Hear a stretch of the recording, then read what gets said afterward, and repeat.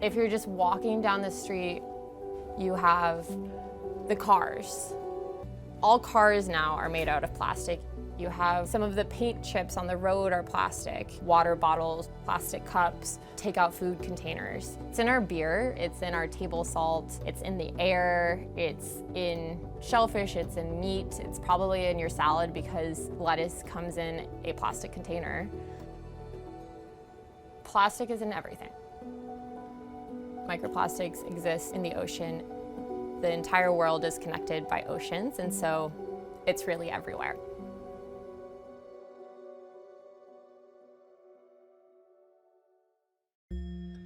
Microplastics, pieces of plastic less than 5 millimeters and more than 1 micron in size, are everywhere. That might be a scary thought, but at least Dr. Lyda Harris is watching the problem.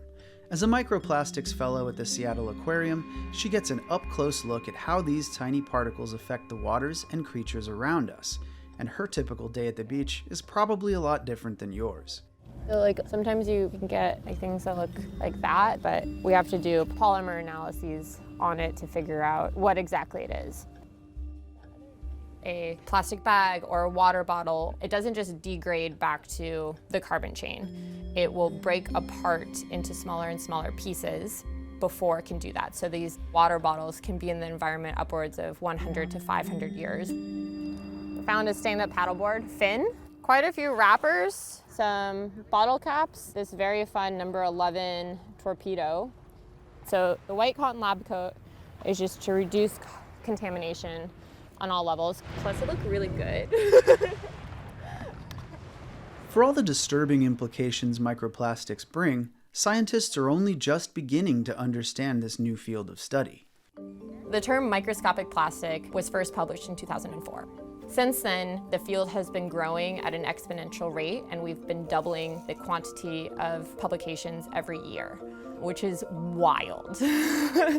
We're finding microplastics pretty much everywhere we look. In the snow in Colorado mountains, in the Arctic, where people just don't really inhabit. I personally wasn't aware that fleeces were made out of plastic, that glitter was made out of plastic, that all of these things that I was using on a daily basis were made out of plastic. And so for someone to be getting a PhD in this field and not know a lot of it, I think that says a lot about what we expect the general population to know, which isn't much. It's like a treasure hunt, a really depressing treasure hunt.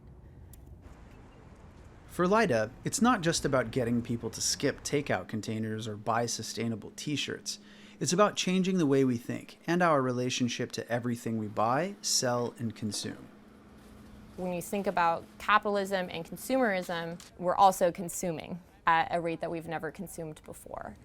It's not just where we can point to something and say, that is the problem. It is society or the producers of the plastic items, which are a whole different beast than individual actions.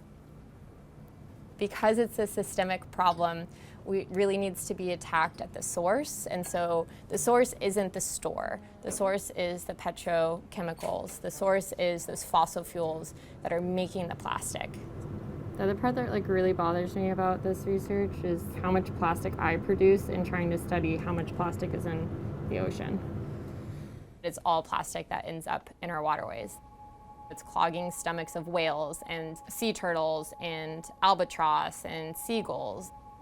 While we don't know all of its cascading effects on ecosystems, we do know microplastics can have drastic effects on marine life.